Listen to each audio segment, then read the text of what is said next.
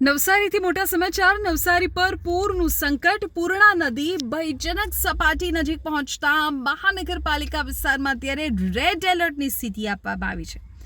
નવસારીમાં ફાયર વિભાગની ટીમ અત્યારે મોરચો સંભાળી રહી છે. નીચાણવાળા વિસ્તારોમાં લાઉડ સ્પીકરથી લોકોને સાવચેત કરવામાં આવી રહ્યા છે.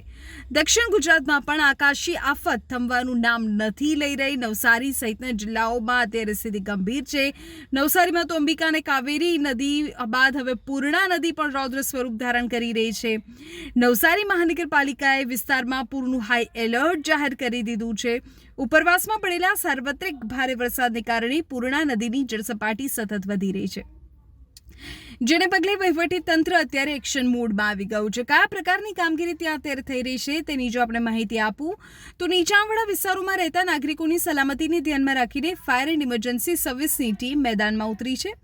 ફાયર વિભાગની ટીમ દ્વારા નીચાણવાળા વિસ્તારોમાં સતત ગ્રાઉન્ડ પેટ્રોલિંગ હાથ ધરીને લાઉડ સ્પીકર મારફતે અનાઉન્સમેન્ટ થઈ રહ્યા છે.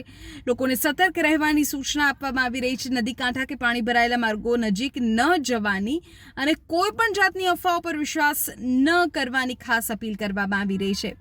આપણે કહી દઈએ કે નવસારીમાં 23 ફૂટની ભયજનક સપાટી ધરાવતી પૂર્ણા નદી હાલ 20 ફૂટની સપાટી વટાવી ચૂકી છે.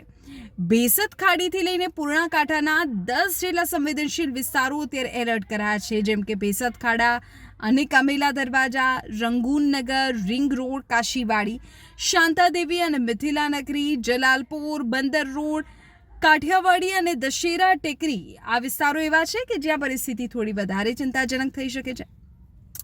તંત્ર દ્વારા ત્યાં સ્થિતિ પર નજર રાખવામાં આવી રહી છે. જરૂર પડે આ વિસ્તારોમાં નાગરિકોને સુરક્ષિત સ્થળે ખસેડવાની સ્થળાંતરની તૈયારીઓ પણ કરી લેવાઈ છે. આ તરફ નવસારી જિલ્લાની લોકમાતા ગણાતી અંબિકા અને કાવેરી નદીના જળસ્તરમાં પણ વધારો થયો છે. બિલીમોરા શહેરમાં જળબંબાકારની સ્થિતિ છે. નદીના પૂરના પાણી બિલીમોરાના ધોબી તળાવ અને જીવનજ્યોત અપાર્ટમેન્ટ જેવા રહેણાંક વિસ્તારોમાં ઘૂસી ગયા છે અને 5,000થી વધુ લોકો પ્રભાવિત થયા છે, મુશ્કેલીનો સામનો કરી રહ્યા છે. આ સિવાય ઉપરવાસમાં હજુ પણ વરસાદી માહોલ છે અને એટલે જ પૂર્ણા નદીની સપાટી ઉપર સતત નિરીક્ષણ કરવામાં આવી રહ્યું છે. એટલે જો આપ પણ નવસારીથી છો તો જરા સંભાળીને બહાર નીકળવાનું ટાળો અને નવસારીનો પ્રવાસ જો તમારે કરવો છે તો હમણાં થોભી જાઓ.